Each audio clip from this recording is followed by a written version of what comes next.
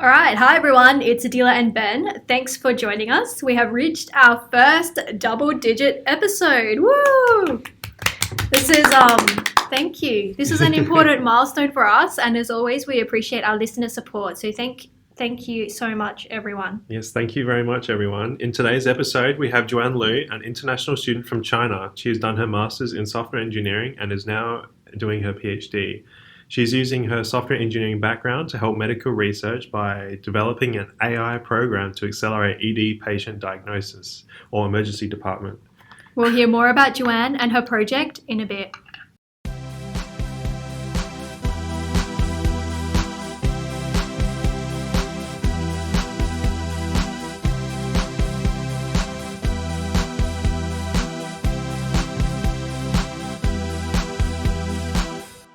So, hi Joanne, thank you so much for making the time to join us today. We know how very busy you are. So we'll start off by getting to know you a little bit. Could you tell us something about your background, so your cultural and maybe your educational background as well? Thank you, Adela, for introducing me. And hi, everyone. My name is Juan Lu, and thank you so much for having me here today with Ben and Adela. And I'm gonna briefly introduce myself in cultural and educational background. I'm from China, and I'm born in a small city in northwest part of China, and which is an area to be not many people there.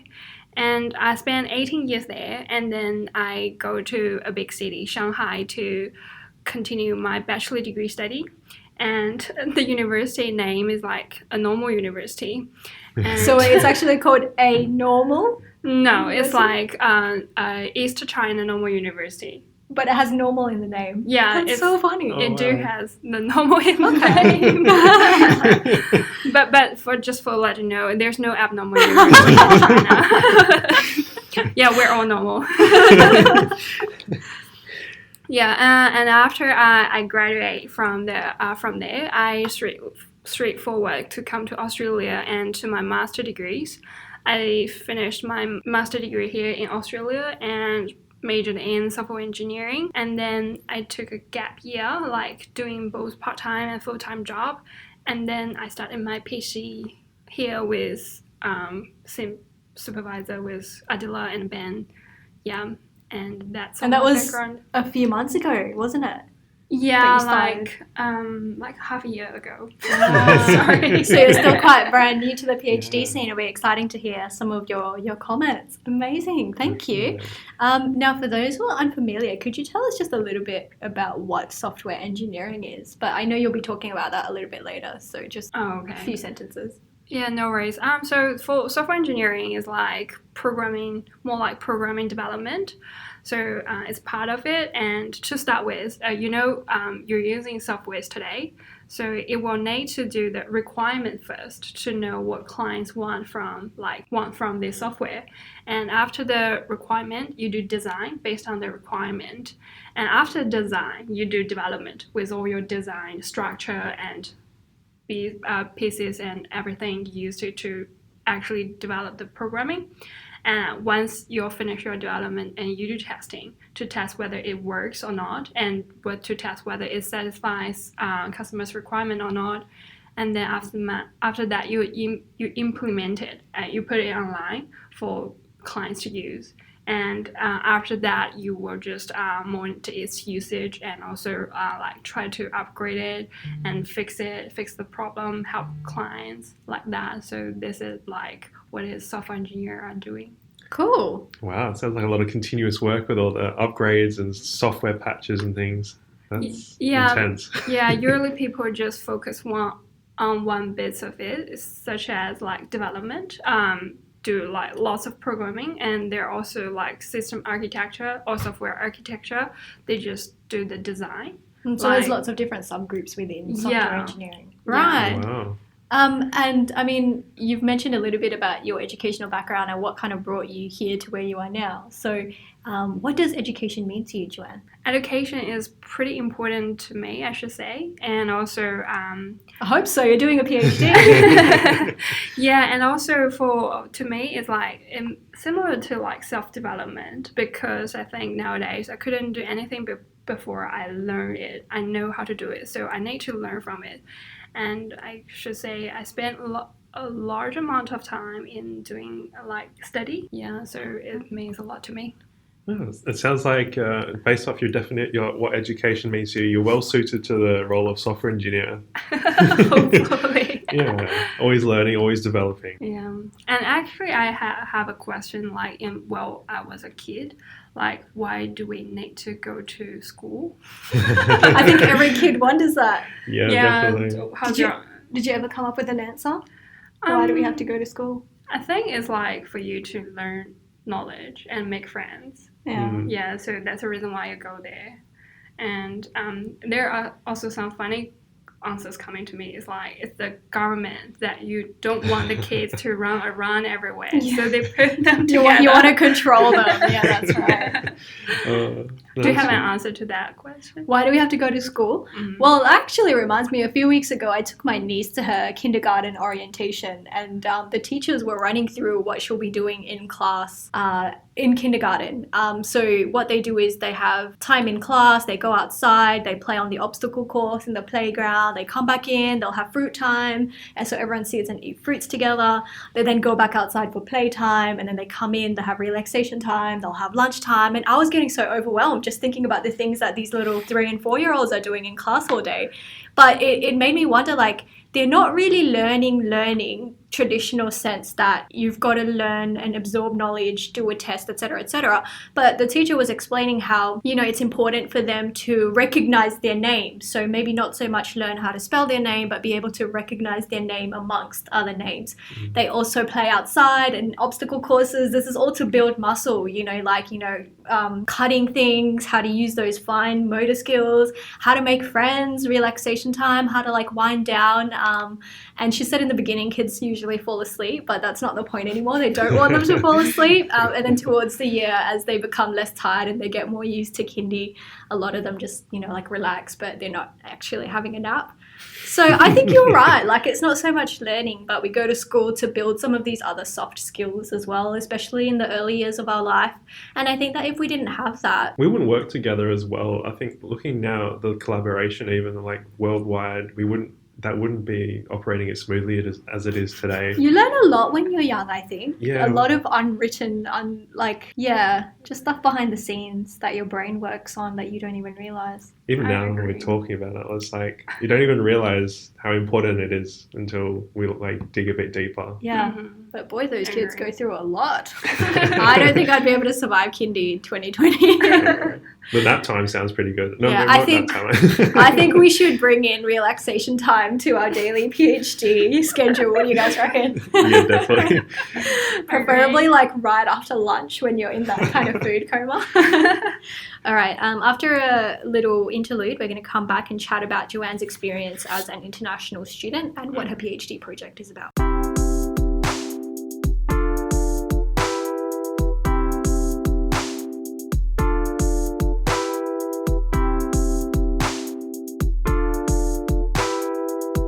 Hi everyone, welcome back. So Joanne, when you came to Australia, how was your initial experience coming over as an international student? How did it feel moving away from your family? Though you did mention you moved to Shanghai for university, your tertiary studies. What was it like coming over? Initially, when I come to Australia, to be honest, I don't feel culture shock, but I do struggle at the beginning, especially my language. Although we do spend a large amount of time back in China studying English, but we're focusing on grammar, reading, vocabulary, but we don't focus on how to talk to people. No, understandably. So not so much conversational practice. And I also struggle to understand Australian accent. Yes. It's so different from what I've heard from the TV series and movies. I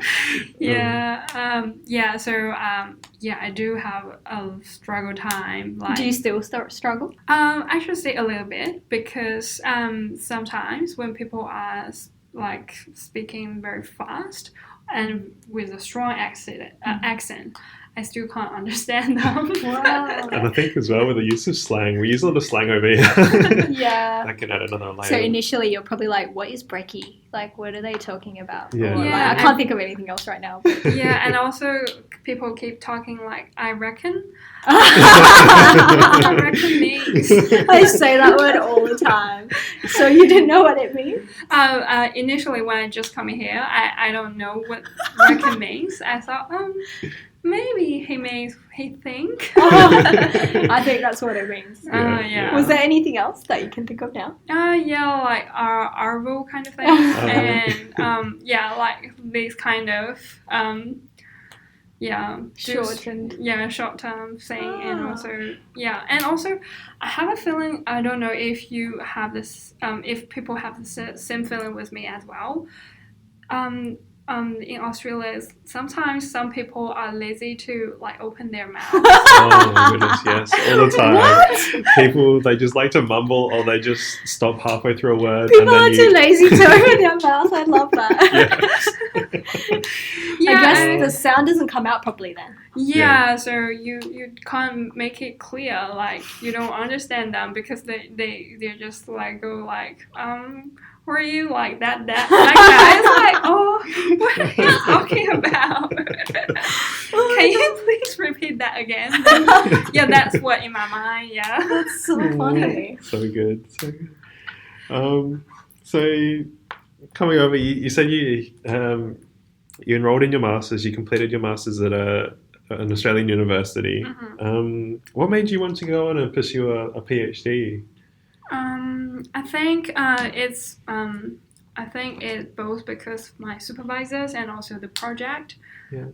My supervisors are so nice to me and fully supported. Like both like how previously I should say previously I've done my master research projects with them, and we did like also machine learning and medical field focused, and they're pretty supportive and to provide me like guide me on how to do things and help me to solve my problems, kind of thing. Yeah. That's nice. Yeah, that's really Ben, good. last episode we were just talking about how important the supervisor and the project was. Definitely. So it's really good to hear that Joanne has good support from her supervisors, Yeah. and I'm guessing your project is quite important as well. Yeah, to me it's like I'm very interested in this area, and also it's pretty novel. So like artificial intelligence in supporting like decision making in nowadays hospital. So I hope it could like make it work, like to help lives. Yeah, do help people nowadays, like do help people like in their daily working. Yeah, that would be fantastic. I think I'm sure it will make a big dent in the lives of clinicians and patients as well. Yeah, that is so Absolutely. exciting. Yeah, and you've actually, sorry Ben, No, but you Joanne's now like segued into Mhm. what her project is about. So could you tell us a little bit? And I find some of this jargon hard to understand as well, so try and keep it as simple as you can, if possible. What is your project about, Joanne? Yeah, it's artificial intelligence in support clinician decision making for chest pain patients coming to emergency department. So because it's hard to make diagnose for chest pain patients, so we're thinking that if we could use artificial intelligence system as a decision-making tool to support clinicians to make their decisions for chest pain patients. Okay, so for example, I come into the emergency department with chest pain, and Ben is my doctor. Oh. And Joanne, you can play the role of AI. So I come in with chest pain. What happens next? How can your program help? Like How can your program help Ben help me? Yeah, first of all, it's like what kind of test you should perform. He should perform on you. So we're thinking to like make do an artificial intelligence system to support like based on your previous like disease history and drug history, Right. and also your demographics, your age, your sex, your like collect as much as possible as we can to like program it to support like Ben to make a decision on what kind of test he should perform on you. Like a clinical test, like a CT or an echo, something that will help the doctor decide what to do next. Is that right? Yeah, like that. Amazing. Mhm. Cool. So I guess the wider picture to this project is it can help save money and time because you're not wasting money and time on tests you may not need to have done. Yeah, that's true. That we're hoping to save patients money. When we had researched about how much ACS patients had spent on how much chest pain patient has spent was actually quite a large amount of time. Oh, sorry, not time, money. Money compared to a non-chest pain. Yeah. So. And yeah. why did you guys decide to look at chest pain? I think it's because that it's hard to make decision for chest pain patient. Because the chest pain, because there are so many causes related to chest pain, could be like minor causes like Indigestion. Yeah, like that. Constipation. Mm-hmm. Sorry, I don't know why I looked at you. But you've been constipated. But it can also be very serious, right? Yeah, it can be like a heart attack. Yeah, like heart attack, which is like people could die from it. So, 100%. Yeah. So that's why your project is so important because by saving time and money, people who are really at risk of getting a heart attack and, even ending up in a worse situation is getting the help that they need as soon as possible. Yeah. Amazing. Well done. Also makes room, I think, in the ED for other patients that may be admitted with more serious concerns, maybe not with chest pain, but for other things. So it's a win for ED. For our hospital. Yeah, definitely. Yep. Thank you so much. Yeah. I guess that brings us on to our next question. What are your future aspirations beyond a PhD? Do you know? And if not coding, what could you see yourself doing? I mean, I think I will still doing coding. She's a software engineer then. And also maybe more machine learning focused. Not like developers what are like they're like coding from morning to like afternoon, like spend whole day programming, like make things work. I don't think I'm gonna work like that, but I think I will focus on like machine learning algorithms, model building like that, and also performance measuring, testing kind of thing, and also like make the model work kind of thing. Yeah. We were actually talking about you the other day, something that you could help with. So Ben and I, we were on our way home and we were having this chat about what to watch on Netflix and how sometimes we get so overwhelmed by so many options. And we were thinking that you could possibly write some sort of algorithm or write some sort of program where you have you tell like the user, okay, do you want to watch a TV show or do you want to watch a movie? And then you put in a couple of different keywords. Okay, I want comedy, I want something short, and you just press go, and then Netflix or the algorithm that you wrote is just going to randomly bring something for you to watch. Is that possible? Is that something you could do? Yeah, it's possible, and I think they're already doing it. Oh, are there? Is there already something like that? Yeah, it's already something. Where can I find that? Yeah. I think Netflix do have their recommendation algorithms, right? Like a recommendation algorithm, but Yeah. not something like I want to watch something random. But I guess that's the same thing, right? Based on what you've watched. Yeah. It's not as fun. I want something where I'm like, Yeah. shuffle. I think maybe because we don't realize it's happening as Yeah, well. that's it's true. kind of just like these recommendations that come up and they don't make much sense. Yeah, that's true. Yeah, and also for not only the Netflix, they're like recommending based on your like use history, and also I think Google or all the or Uber, like they all doing this kind of thing, like based on your like previous. Is that why when we're history? talking about something, I'm like, oh, I want to buy shoes, and then the next day I see shoe ads all over Instagram, all over Facebook? Is that because they're listening to us And they're tracking our cookies. Yeah, they're tracking your cookies. Not Stay away cookies. from my phone and my laptop. I was going to say, Ben, cookies that you can't eat. These are computer cookies. All right, cool. After a short interlude, we're going to talk a little bit about some of the ethical issues that typically arise with artificial intelligence. Mm.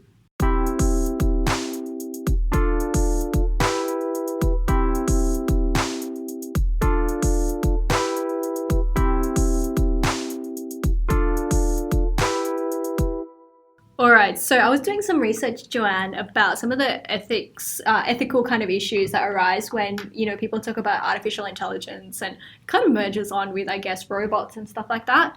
And we did a few episodes ago, Ben, we had a chat about some of the ethical aspects of research in society. So this is kind of linking back to that episode. So if you haven't already listened to that, please do check it out. I think it was episode 8. 8 sounds about right. 8. It's hard to keep track, but yes, I think so. So what would you say, Joanne? So you're using artificial intelligence, so you're creating programs to learn from humans and then to be able to do something. Yeah. That leads a lot of people to think that in the future, a lot of people are going to lose jobs to robots and AI who can replace them in that particular job. What can you tell us a little bit about that, seeing as you're in the field? Yeah. Is that possible? I think that's definitely possible, but at the same time, it will also create jobs. Create jobs? Yeah, and also maybe I should take an example. It's like people who are like watching like CT, this kind of thing. And I don't think they will get rid of the people because although the artificial intelligence algorithms could make it like accurately like 99% correct, but still it will need human to check whether it's correct or not. And there will be always like false predictions or false detections, like it happened. But for patients and for the doctors, they don't want to make any mistakes, and especially when it's related to like our health issues, like kind of thing. So it will also for lots of the positions, it will be still like human relevant, human involved. Okay. For some jobs, it will be replaced. And I guess you need people to create the AI, run the AI, maintain the AI. Maybe a job like what you have now, like software engineering, that probably wasn't as big maybe 5-10 years ago. Yeah, I agree. Yeah. And a lot of people, especially in this day and age now where we have so many opportunities and avenues to go down in terms of career paths, there are perhaps a lot of jobs out there that we haven't even created, like we haven't even thought of, that are going to exist in the future. Mm-hmm. So we don't think it's going to be that big of a problem. Hopefully, and hopefully not going to become a big problem. Yeah. I think as well, like with the way that AI is progressing, I think even if you're looking at your smart assistants now, they've certainly improved a lot over the past, even just say 5 years, but they haven't gotten to the point where you could do everything with your voice even. So, sorry, I didn't quite catch that. Exactly, yes, Sorry, I was channeling my inner Siri voice. Oh, we've all been there. Siri just pops up whenever she feels like it. Oh my God. But she be listening, everything you say. Yeah, you're going to have shoes all over your neck, your feet tomorrow. I guess what I'm getting at is like AI maybe in a long distant future might replace more jobs than it is now, but I think in that time there's a lot of opportunity for more jobs to be created as well. Yeah, that's how I feel as well. I agree. I guess only time will tell. Yeah. And also there is we're doing risk management a long time ago, like during my master here, and the lecturer asked us a question about how do you think the automated like car will happen, how long it will happen, like I think I was the only person sitting in that classroom saying that it will happen in 5 years. And I do think like Tesla kind of thing, they're already like this kind of car is already on the way. Actually, I think that's happening now. A lot of companies are maybe doing little road tests. I remember on Facebook a few years ago, my mum shared this video of of a dog driving a car. And she's like, look, even this dog can drive a car. And she was saying that to me because I think I had just failed my driving test or something, so she was being a bit savage. But yeah, that's probably happening now. In fact, now you mention it, I remember definitely this year, Marquez or MKBHD, I know that you take I think I watched that YouTuber. Yeah, Tesla. He had a Tesla, I think it was a Model 3, and it had a function where if it's raining, you're at the entrance to the shopping center and you want to get to the car without getting wet, you can like call your car over. And he tried this in an empty parking lot, well, relatively empty. It wasn't busy. I think it was like a Sunday morning, early morning. And it came from the parking spot, didn't hit any curbs, but it cut a corner or two, but it successfully arrived, like, so he could get in without getting wet. And I think that's pretty amazing, but it's just like... the technology in that. Yeah. Yeah, and also I think in Denmark, they already have their, like, train without any people driving it. Oh, wow. Yeah. I don't know how I feel about that. That's really cool. That's so futuristic, but like it's happening now. Yeah, it's already happened there. Yeah. I guess the second issue as well, which relates a lot to loss of jobs, and I gave this example to you before while we were talking, but I think I might use it again to help our listeners follow along. So this one relates to something called wealth inequality. So this one basically means that obviously when you introduce AI into the economic workflow, robots don't get paid. So they don't get paid like humans do. We get paid per hour or monthly and things like that. So essentially when this AI or this robot machine is functioning, they're contributing 100% to the economy and to the ongoing cost of maintaining them is probably not as high as paying humans, right, per hour. So essentially the people who build them or the companies that use them, spending a bit of money to have them there, but after that, by not having to pay humans, these robots and AI are essentially paying for themselves to do the same task. So for example, if I own a hotel and I employ people to fold bed sheets and blankets, and I pay them money every hour, I decide that they start to get too expensive. I want to get a couple of robots to do that job for me. So I fire all these people. I have a couple of robots who do the job in a lot less time, and it's essentially not costing me as much. So these people are losing their jobs, and I'm basically getting rich from that. Do you think that's going to be a problem as well with AI and robotics and stuff in the future? I think this thing could happen, like people doing jobs, like people doing basic works, like folding towels, like this kind of job. Like you could spend just half an hour and then grab this kind of skill. People doing this kind of job may lose jobs because this kind of thing can easily be done by the robotics. And that's so sad though. Like, what if they're poor and that's the only job they can get? I think there's some other questions that come up as well in this scenario. I think a lot of them may depend on, okay, so we're painting the picture, you got the hotel, you got no more sheet folders, you got these robots. I'm like, ha ha ha, I'm rich. Yeah, but then you got this other company that's come up who's got to come in and service and take care of them. But obviously the blanket folder may not be qualified to take the job. So then I think it falls maybe on the owner of that hotel, you, in this scenario. I don't think so. I guess it falls on them what they want to do, because they may feel like, okay, I'm saving a bit of money here. Maybe I want to expand. And this may make other opportunities for them. But on the other hand, they may not. And they might be like, okay, I'm going to pocket this and maybe sell this on or retire. Ben, if I was the hotel manager, of course I would care about my employees, but other people aren't going to think about that. They're just going to think about the bottom line. So, for example, I live in the ghetto. I live in the slums in like a second or third world country, and I'm not educated, and there are no jobs. There's obviously an economic crisis going on right now. That's literally the only job I could get.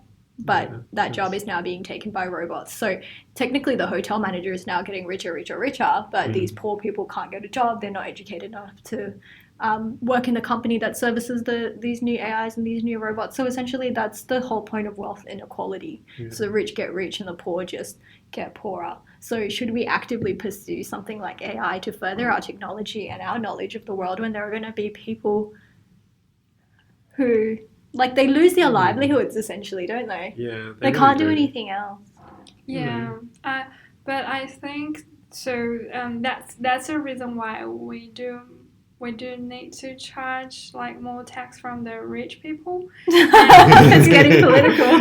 Yeah, and then like use this amount of money to help like people get better educated, and also which brings us to like the first question, like what education means to people is like, yeah, I think, yeah, we're trying to like get like people can get equally opportunity to get educated, like to learn skills, like to like survive. Yeah, definitely. I think it's going to be a lot harder in the future to unless you break out of that cycle and you are able to have skills and technical skills that are required to survive in the modern world. I think it's going to be just really hard. Mm-hmm. Going off what you said, Joanne, though, about getting the politics involved, I wonder if going the other way, I don't know, this may be as crazy as I think it is, but if we're developing AI and we're jumping forward 100 years and a lot of people are losing their jobs, but then a lot of, say, physicians in the hospital, they've gained AI to assist, then I think that overall the workload of people would reduce or completely disappear. Maybe, I don't know, there'd be a different sort of currency in place. Like people would be on a more level playing field because the workload would be different. I don't know, maybe there's a different sort of society where we're slowly sounds working like towards. you've created some sort of utopia. Although I think that the way the world is going, the gap is getting bigger and bigger and the workload is nowhere near in sight, disappearing. So I think they'll just find something else to add on to your workload that they usually do. Oh, AI is making your life easier? Here's some extra patients to see since you've got the time in the hospital. Yeah. Like, I think it's just, I mean, that's my personal opinion, that the gap is growing bigger and that we're going more towards, like, we're already, connected 24/7, expected to be available 24/7, and yeah, there's just no end in sight to that, I personally think. Yeah, I agree that the gap is like bigger and bigger, but I think it's not because of the involvement of the AI. Yeah, of course. I think it's due to a lot of things, but perhaps in the future AI will be a bigger part of it than it is now, maybe. When it comes, I mean, I hope not. I mean, there are people.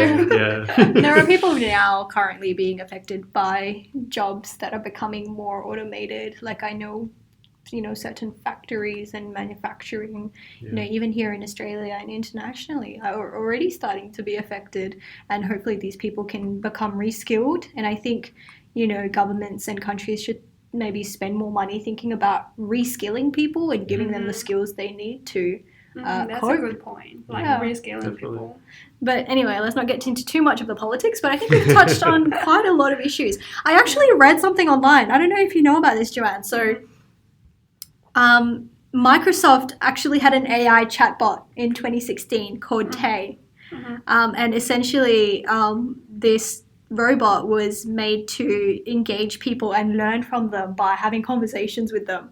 However, it became a big problem because after a couple of hours of conversing with people, it actually learned like the wrong things or negative things. So it started it started to spur racist slurs, inflammatory remarks, and political statements. And you can look this up online, but it was saying some really, really weird stuff, okay? Yeah. So in a sense, AI can also make mistakes.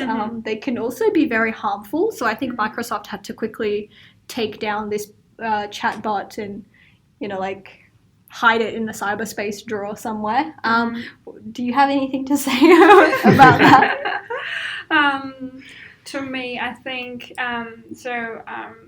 this kind of chat robot, it learns from what people talk, like what people say to it. Yeah, so people were obviously teaching it the wrong things. Yeah, teaching it the wrong things, and it will learn everything it could learn. So it's in our field. So we're just the working machine, and there will be some input to put into the working machine, and the working machine will give you some output.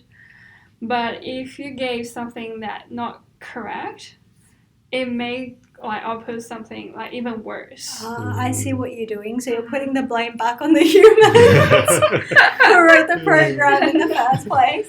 I think that's pretty bad. It actually reminds me of sorry, I'm going to refer to a movie here, but it reminds me of Terminator, Matrix. No, the Age of Ultron Marvel movie. Oh yeah. Oh yeah, they have an AI. Yeah, they developed an AI, and its solution to peace on peace on the Peace world, on Earth. peace on Earth to everyone was the elimination of mankind. That was the solution because it had accessed the internet, it had gone through all. Not just personal histories, but the history of world wars, nuclear disasters, and the conclusion was that we were the bad thing and that we should be taken care of. So I think that I've got to agree. There's got to be a limit. And I'm going to say something which might be a little bit of a spoiler if you haven't seen the movie, but Ben, I want to check that. Is this at the end when the people disappear? Nah. Oh, that's because of the Infinity Stones. Yeah. Yeah. Is that that's a different Marvel That's a different movie. Marvel movie. Okay. That's much later. Never mind, that wasn't a spoiler. It was a spoiler to another Marvel movie. Like the Marvel series. Yeah. But it's interesting though because there are actually a lot of sci-fi and movie adaptations and things like that of things that are involving AI, like, Matrix, Terminator, all those. Like Avengers, that was actually on the list as well there. Yeah. So it's no stranger to pop culture, this AI, which has been around for many years now.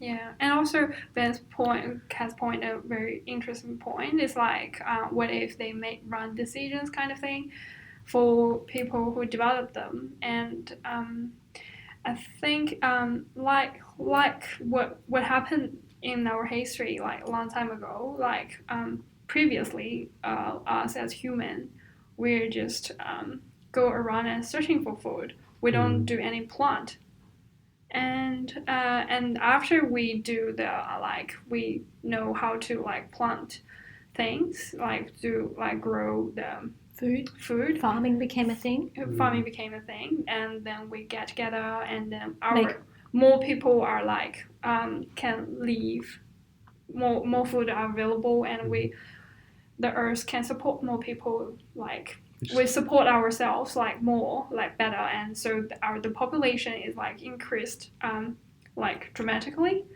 And I think AI is a development, a part of development of the human. The next step in our evolution. Then maybe like that, and also, but it doesn't mean that the evolution will bring good to you. Yeah, so of course. It's So I'm just thinking with your chest pain patients, Oh no. so you save their life and they start living longer and longer, and we know that the earth is overpopulated, we're running out of resources, we are not sustainable enough, and that's such a big problem. So people keep living longer and longer and having more and more population increase. So it's a big cycle. It's the next step in our evolution, but it's not necessarily a good thing. Is that what you're saying? Yeah, it's maybe this is good for individual, you live longer, maybe, and also but more population, if that bring if that means good, if that means benefit to the whole population. We will need to find all the different need to know how it, and I think this thing could only be measured in the future, because we're still in between. We won't know whether we benefit from it or not. Definitely a lot of interesting developments in the next few years, and your project definitely sounds super exciting, so Thank you. We're excited to see how this unfolds in the next few years or so. There's a lot of potential for this project to evolve, I think, as well. Definitely. So I think, we could probably wrap it up there unless either of you have anything more to add. So thank you so much, Joanne, for sharing more about yourself and a little bit of your recent PhD journey with us. We're going to have to get you back in for another episode where you talk a little bit more and reflect on your masters. We didn't really have too much time to talk about that, but we wish you all the best with the rest of your journey. Yes, thank you so much for coming on. Thank Yeah, you, Adela. Thank you, Ben. And next week, we actually have our final episode of the season. Ben, what are we going to be talking about in our final episode? So we're going to be talking about imposter syndrome and communicating our research to the public and how we can effectively share with everyone. That sounds amazing. So thank you so much for your support so far, everyone. We'll see you for the last episode next week. Thank you. See ya. See ya. Bye. If you'd like to get involved, drop us your questions and your queries. Let us know what you'd like to hear on the show. And you can find us on our Instagram at SoYouThinkYouCanPhD. And there's a link to our email there as well. Thank you so much. See you next week.